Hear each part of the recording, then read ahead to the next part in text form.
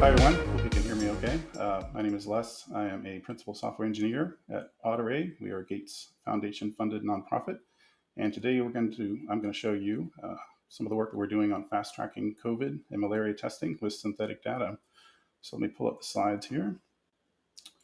So what we've got on the left-hand side, this is one of our many virtual models of a COVID test. And on the right is our mobile app interface, which controls a number of different tests there.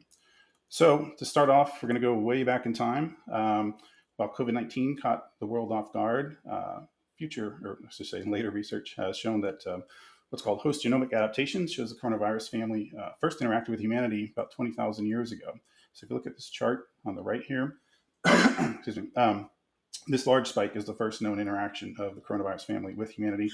And as you look across time here, this is generational time. Each of these spikes are different interactions of the coronavirus predecessors and how they interacted. It was basically determined by looking at lung adaptations and attempts to thwart coronavirus entry. So on the left-hand side, we've got COVID itself. This is an electron microscope view of the coronavirus. So moving over to malaria, which actually goes even further back in time. Malaria, you may or may not know, has been around since the age of the dinosaurs. First became present about 100 million years ago via biting midges. And the malaria that we know it, or modern malaria, started off 8 million years ago. And one thing to note is that in the ancient times, no matter how powerful you were still vulnerable to malaria. So one example, or the best known one, King Tutankhamun, i.e. the God King, actually died from malaria. So two things I want to note on this slide here. Excuse me.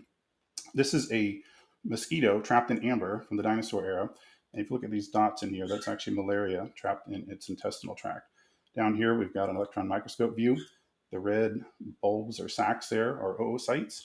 That's where malaria grows. It feeds off the nutrition. This is the mosquito's intestinal tract. What'll happen, this will grow, they'll expand and explode out, and they move from there up through the intestinal tract, back up to the salivary glands of the mosquito, and from there they can then infect a new host once the mosquito bites somebody. So, moving forward into time and current day, as we found out, we were not at all prepared for COVID-19 to actually hit. One of the biggest problems that came up immediately was the fact that we had a very brittle system in terms of testing and tracking for COVID. The original mandate from the CDC was that if a doctor wanted to test a patient for COVID, they'd take the sample, ship it second day air to Atlanta, down to the CDC, and wait effectively for some time to get the results back. So that obviously brought significant concerns over both the efficiency and scalability and ability to contain a rapidly spreading disease. A lot of people started jumping in at that point, including our organization. We developed some self-swab instructions, which is part of what you're seeing over here, and an at-home kit to help. So some of these instructions are still used today and recommended by the FDA. So moving a little bit forward into spring and summer of 2020, most of the testing at that point began to be spread out amongst various labs across the US. But the problem was we still had a very significant backlog. So this is a headline from summer. But what you can see is, of course, you had the long queue of cars waiting hours and hours in line. And secondarily, you could wait weeks for your result. So again, not the best way to contain a rapidly spreading disease. We had additional knock-on effects. This chart over here is showing the decline in AIDS testing across different countries, which is a direct result of COVID. One of the things that happened was we had, for the lab tests, required certain reagents, whether it was HIV or COVID, and that impacted a lot of different tests. So in effect, what we had, as the Global Fund put it, one of the most significant setbacks ever in the fight against HIV, tuberculosis, which is the TB, and malaria in the past 2 decades. So more specifically, Africa is the primary zone of concern for malaria. 94% of global deaths are in Africa from malaria. And probably one of the most disappointing or depressing statistics is that children under 5 actually make up the majority, 67% of global deaths from malaria. So we've got in 2019, we had 409,000 deaths from malaria. So as you can see, it's a significant problem, but even worse, the interactions of COVID plus malaria in Africa. Well, I'll put it this way. This quote here was basically noting that excess malaria mortality is actually larger than direct COVID-19 mortality specific to Africa. So the question becomes, how do you rapidly detect these diseases and do it at scale to save lives? Excuse me. So the main process that's been utilized to try and combat or decentralize this is we move what the lab process into a small box. So we call that a rapid diagnostic test, or RDTs is what I'll refer to them. And that is the primary means to scale up detection. So effectively what we're doing is taking this lab process, and this is an example of a COVID test prototype, and putting that into a small portable device. So these devices on average do sacrifice a little bit of accuracy, not in every case, but in some cases. But of course, the giant positive is that they can scale out in a very large manner. Over here on the right, we've got some images of various RDTs. So I wanted to discuss some of the advantages of using RDTs. As I mentioned, we've got massive scale. We've also got ability to parallelize. We've got portability. You can do it at home, mobile site, clinic, etc. Faster detection. We've got the ability to reduce the workload on healthcare workers, including cross-infection risk. So one of the things you'll notice when you see people doing COVID testing is they're dressed up in what's called PPE, personal protective equipment. So by using such a thing where you could do it remotely or have somebody do it at home, of course, you can avoid that. You can also avoid the cross-infection risk. So one of the things I'll note, people are not necessarily familiar with RDTs, but the pregnancy test is a type of RDT. And it's to the point where the accuracy of that, if you take a pregnancy test and you show that you're positive, most of the cases, your doctor's just going to run with that. They're not going to bother to do a lab test to verify that. So that's the accuracy of RDTs. Excuse me. So internal processes. It looks complex in terms of what actually happens on the internal of this small device. So if we look at this image over here, this is going to be a left to right flow. You take your sample to be tested, whether that's blood or saliva. You mix that with a buffer, and that gets you the fixed amount of fluid volume to push through. The fluid is going to go left to right. Over here is the conjugate pad. This is spiked with antibodies that will create a visible color. And then we move into two important zones. We have the test zone, and if it's reactive, you'll see this double bond reaction down here. So the marker will bond with the antigen or the viral particle of interest, which then bonds to the test line antibody. That creates your test result. And we have our control line next to it. So the ordering is important because what happens is if you have the control line activated, you know for sure that the sample is pushed through the test line, and therefore, when you have a negative case, you can still verify that the test was successfully run. So we have this portable process. What are some of the problems that we face? The biggest one actually is human variability. And I'll just start with this image on the right. So these are the control lines. Because they are spiked with fixed amount of antibodies, these are COVID tests. As you can see, very clear, very easy to read. But there's other problems. On the test line specifically, we have what's called a faint line problem, and I'll show that in a second. The additional problem is, of course, the ability to administer the test properly. Correct amount drops of buffer to apply the specimen collection. You've got to respect the timing. There's generally just a 30-minute window of when it can be read and have an accurate result. Again, visual ability to see the faint lines. And of course, believe that they're there. There's a little bit of cognitive dissonance if you're reading a test for yourself. Consistency of the interpretation, and many healthcare workers, doctors, et cetera, can be faced with kind of a barrage potentially of different RDTs from different makers, which have different lines mean different things. So we've got other complexity there. So now we're going to get to one of the heart of the matter. The lines that are generated from RDTs are usually representative of the amount of viral particles present. And as we can see here, contrasted with the control lines, you've got significantly more faint lines. And these are all positive COVID tests, but a lot of these actually don't really look that positive because they have very, very faint lines. So that is still a positive. It just means that you're either earlier or later in your infection timeline. So one study found that actually, rather than improving the chemistry of the test to make it more accurate, that the best way to improve the accuracy was actually making sure the doctor reading the test had an up-to-date, past 6 months eyewear prescription for the doctor. So now we're getting into the human visual system and the variance that's involved there. Similarly, HIV study, human ability to correctly read the RDT varied pretty widely, 80 to 97% accuracy. Some of that is from things like short-sightedness, but also color blindness. And finally, we have what's called cognitive dissonance, and that is for somebody to self-diagnose. If you are diagnosing a test and it's your result for HIV or COVID or malaria, you generally do not want to believe that this is in fact a positive result. And now we get into extreme examples. All of these tests are positive results.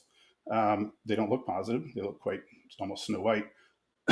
But once we look under, this is a visual enhancement we developed at Auditing. You can see under that enhancement, now you kind of an X-ray view, that you have a very clear perspective that is in fact very much a positive COVID result.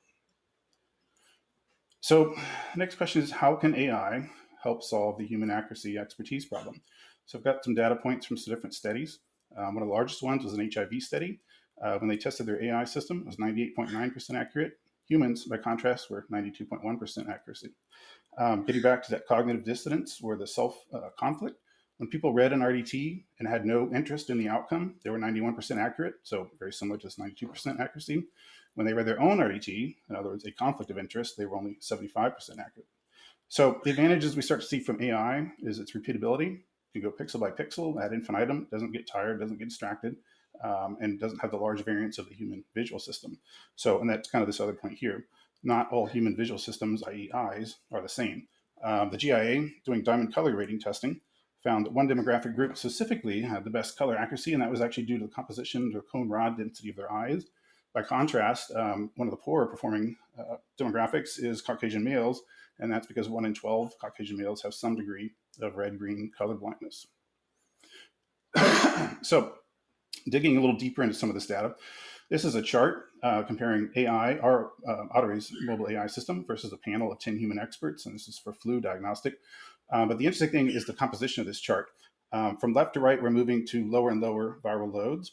And what you see is in the high intensity viral loads, everybody's pretty accurate. Both humans and AI come out the same at around 100%. But over time, or not over time rather, but as you increase or decrease the viral particle dilution, you see the humans drop off very, very rapidly versus AI is able to continue out up to the second to last solution and then slowly starts to decline. So the sum is this green area represents the net surface area on this test of how much improvement we saw from using AI as opposed to a panel of very good human experts. So this is a larger overview of Autoray specifically, the overall ecosystem that we work with, going from patient to in data storage. And of course, I'm talking about today, the AI portion sits here in the middle. We've got the digital capture, and most importantly, the AI interpretation. So next question is, if you want to build an AI system for RDTs, how do you do it? A couple parts. First thing is you generally take, in a lab environment, your viral particles, you dilute them to various dilutions, and you create a lot of different cassettes, and you take images of those tests, thousands of those images, and then you use that to train your AI pipeline. So the AI pipeline itself has two main portions of it, or two main goals. First, we've got to find the RDT in the image, determine what type of RDT it is, and that's object detection. Second thing is we've got to zoom in and extract the test strip, i.e. this portion, and we've got to slice it up and interpret it properly to give the actual test outcome. So this image here is a malaria test. This is our object detection pipeline at work, and you can see how it's segmented up, identified all the different portions of the RDT as well as what they are. So one of the biggest problems with AI, it will learn basically exactly what you show it. And the real world doesn't necessarily match the lab world and usually doesn't match the lab world. So you have what may be termed as bias. You may have heard of facial recognition where for Caucasian males, they had excellent accuracy, like just less than 1% mistakes. But yet when they showed dark-skinned females, suddenly it spikes to 34% error rate. And that's basically because what they trained on. And so for us, our main problem is dealing with real world situations that we can't necessarily easily replicate in the lab. So moving from left to right up here, of course, we've got dirt here. We've got a very intense shadowing from sunlight on the side. Skip to this one over here. This is blood leakage, which about 10% of the test will leak blood. So you do have a positive test, which is this line, positive result, which is this line, but you can see it's quite diluted out due to the blood leakage, which is an unexpected occurrence, again, in the real world. This is an example of buffer stain, where somebody's either put too much or too little buffer into the solution, and it's kind of hiding the fact that there is a positive result there. This is a test in the field, very different than the lab, where there might be out village to village, and they just drop it down to the ground and take a photo of it, and that's what you get to interpret. And over here, of course, we have shadowing as well as some camera noise. One last thing I want to point out, this one in particular is a positive COVID result. This little slight bluish shadow that you see here is actually the positive test result. Normally the line, should go all the way across. But what happened, this is a kind of a 1 in 100 scenario that we started seeing where it wouldn't actually generate the whole line, but it was still, in fact, a very much positive test. So I'll get back to that because that will have some impact on some of the work we did with synthetics. So one of the biggest problems that we ran into, again, not everything's easy to recreate in a lab. So for some of our COVID work, the images, because we're using COVID antibodies, we need to do that in a biosafety lab. So biosafety labs by nature have no windows because if you don't want a pathogen to escape, having a window and somebody hitting a baseball bat through it or a baseball through it creates an opening for said thing to escape. So you have 0 windows. But real world users, in fact, are out in the sunlight in Africa, et cetera. That may be the only source of lighting. So we have to train our AI to deal with shadows and sunlight. We've got different things like this is another photo studio shoot. You can see we just got it laid out with white background. So we have this, in theory, ideal background, but the reality is people will put it on, could be a bank statement, could be magazines, could be all kinds of random stuff, or just drop it down the ground like you saw in the other image. Finally, we have situations where healthcare workers or clinicians will very frequently put handwriting, labels, stickers, et cetera, on top of the test where we don't expect it, but our AI needs to be able to deal with that. So the sum is that synthetic images are able to improve the robustness, and they do that by replicating real world conditions, many of which we can't necessarily replicate in our lab created data sets. So that's where we're going to get into some of the work on that. If you look over here in the lower right, this is what I call the Borg wall. Effectively, what this is a giant summation of different shapes, and they're wrapped with different textures. Some of this is actually my daughter's homework. But the idea was that we need to have distractors. So I've got this COVID-19 text up here and a QR code. Use able to pick that out amongst all this other text and gibberish in the background. Of course, we've got them randomly scaled, randomly rotated. In the design aspect here, which I'll show a video of, this is where we sort of work with the virtual models and lay out everything that we want to have in the test itself. So within this virtual world, we can do a lot of things, i.e. representing shadows that are like a head, creating a shadow from sunlight. In fact, we can mimic an exact sun position at a certain time of day for an actual location for a town in Kenya, as an example, if we know we're going to have a deployment there. So these are things we can do in the virtual world synthetically that we can't do in the lab, where a biosafety lab has 0 windows. As I mentioned, we've got rapid proving of RDT face design changes. So some of the results of our experiments, we found that we've had very improved robustness to challenges like shadows. And if you look over here, this is mimicking a head shadow. So this is a synthetically generated image.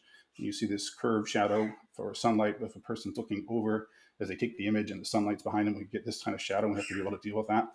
Same thing, a shadow or from sunlight where a window or hard edge is created and happened to fall exactly on the test line. This was actually a big problem because it would fool the original AI in terms of thinking it was a positive result. And this is an example of the outcome of a synthetically trained model. And you can see it's extremely accurate and precise in terms of dissecting what it's looking at and where. So we found that, again, improved robustness and equal or greater detection accuracy. And for object detection, we can usually use about 4 times less real data. In other words, and that's significant savings in terms of images and RDTs we don't have to spike and photo in the lab. Did also see significant improvements in terms of market turnaround. So we had a situation where one of our largest customers, after we had trained the models and were ready to go, for other reasons, they had to suddenly add a new sticker with a barcode and some other information on top of it. We were completely unprepared for that. Synthetically, we were able to do that in 3 days and prove that we could deal with it and train the models against that. By contrast, we would have taken 3 weeks and at least 500 actual cassettes with those stickers to generate a data set to train it. So we do see reduced training time across the board. The other half of it, I've been talking about the object detection portion. This is the actual synthetic line generation. So we can generate near photorealistic images. So all of these are synthetically generated, they're not real, but we can do hard to reproduce physical results. And the one I talked about earlier, where we had a test strip where it was showing up was about 1 in 100, and they would show up with a half line. The model was not trained to deal with half lines. And the only way to replicate that in physical reality would have been thousands of actual RDTs just running them to hopefully get the few half-line scenarios and get enough of them to train against that. So instead of wasting thousands of cassettes, we were able to do that synthetically, and that was a big assist in terms of the turnaround on that. The other thing I'll point out here is that we can now train models using these photorealistic images, get them to 95% accuracy. In other words, train it purely on synthetic, and then show it a real COVID data set or a real world malaria data set. And again, we can average out at starting at 95% accuracy, and they've never actually seen a real RDT in their life, so to speak. So it all kind of comes together inside the Unity perception pipeline. We use the HDR pipeline, and what I'm showing up here is a little bit of the dashboard where we've got what's called the substance graph. We'll stick that here inside the cassette, and that lets us, as I'll show you in a moment with some videos, that lets us completely randomize all the lines that might be showing up. And of course, the spatial orientation and shadowing and sunlight. So the net is we're able to, when we get a new customer onboarding, we could take the RDT and in the same week we can do the synthetic modeling, generate it, start spinning that up and training even before we've had the cassettes actually shipped to the biosafety lab to begin the actual imagery. So this first video here, so this is showing one of the COVID tests we work with. And what I'm just kind of looping around to sort of show you the details it's put into the virtual model. We've got the seams because it's two pieces of plastic that come together. We've got the injection port on the back, the notch in the front. And now we're going to zoom into the most important part, which is the diagnostic zone. And what I'm showing here is the randomization. So we have within this model a separate synthetic model that's going to generate these lines at random as we produce different images. And that's to acclimate the object detection to understand that it's going to see a variety of lines and be able to deal with that, including gradient bleed down there. And last thing I'll show here, this is the labeling. We call it invisible geometry, but it's basically the labeling of the three parts that we want for this particular RDT, the object detector or AI, to figure out and to label and note. And so this is spinning up the beginnings of a basic data set. And so you can see we've got them rotating all around. We've got them different scale and perspective and so forth. And that's sort of the creation of an initial end-to-end training data set. So let me jump to the next one. All right, so this is a secondary synthetic generation area. And start the video. We start off with a generic blank test strip. And from there, we can min-max all kinds of different variables. And so some of the stuff I'll show you here is we've got different line thickness and width. We've got different opacity, hue, and color. So we can change that all around. Different tests will have different line strength and different types of color and so forth. Some of the other things we've got, we'll show the edge here. We'll start, it's not always a clean, crisp edge like we hope. We can get a lot of different dilution, so we can control that. We've got damage to the strip, which kind of replicates, again, going back to that half line problem we ran into. And this is randomization of different dirt or hair showing up on there. Some RDTs will have glass, so that's what's glass or plastic covering, so that gives you a different look. This is camera exposure. Excuse me, some additional dirt that's going on here. And then we've got shadowing coming in from the left. We'll see some shadowing coming in from the top here. And this is blood leakage. So we can randomize that and create random blood leaks of different shape and form. And that is a very excellent mirror for reality. This is the blood saturation, which I mentioned on the one photo I showed earlier, where it can completely distort the background relative to what it normally would expect. This is buffer overflow, too much or too little buffer. So that's that tobacco stain. You sometimes get what we call gradient bleed, which is that control conjugate pad will leak out some of the color antibodies and turn the white background its respective color. And we can do that and change the colors. This is just some zooming of the scale. So different types of plastic coverings, for example. And we've got a few more. So this is camera noise, which saw some randomized dirt. And just some random scale and rotation that we can do because they may be certain closer or further away from the actual test when they take the photo.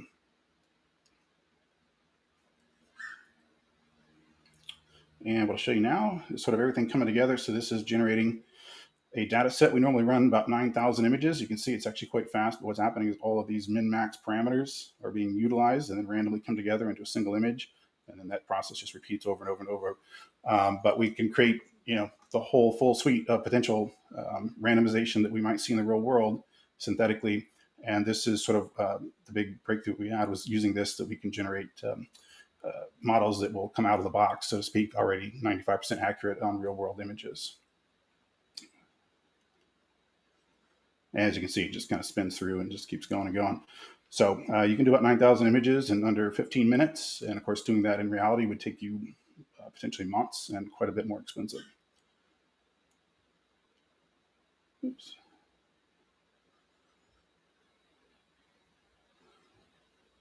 So that is the quick summary. But the main points on the takeaway here is that with synthetic data, we're able to scale AI. And I like to look at it as moving it forward on the three different axes, the better, faster, cheaper axis for improving global health.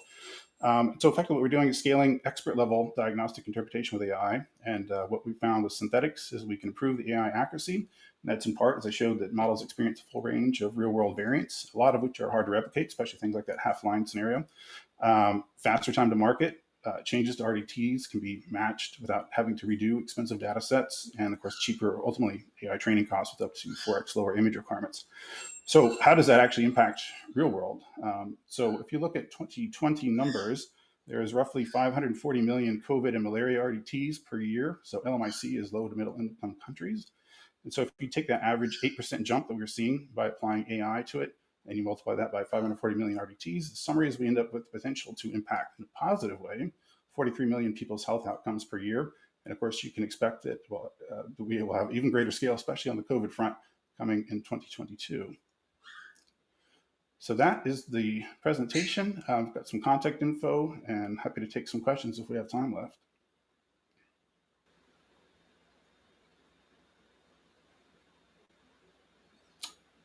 Quick questions on here. Is it possible to synthetic for radiology? Absolutely. More complex than the work we're doing, but definitely groups that are doing it. Project code is not at the moment open source. We have a GitHub repository. Do intend to do that. There's been some patent related issues, and so that's actually kind of held it off at the moment, but the plan is to eventually open source everything. If you go to ListW 2020, if you want to reach me personally, my email shows there under GitHub. So that's the way to do it. And of course, our website, Twitter, and LinkedIn for the organization is also there. All right, coming down to 25 seconds. So hopefully that was informative for you. And like I said, happy to take any questions in the future as well. But that's the work that we're doing at the moment. There's some additional exciting stuff happening that can't quite reveal yet, but there's a lot going on, and definitely things are scaling up very, very dramatically.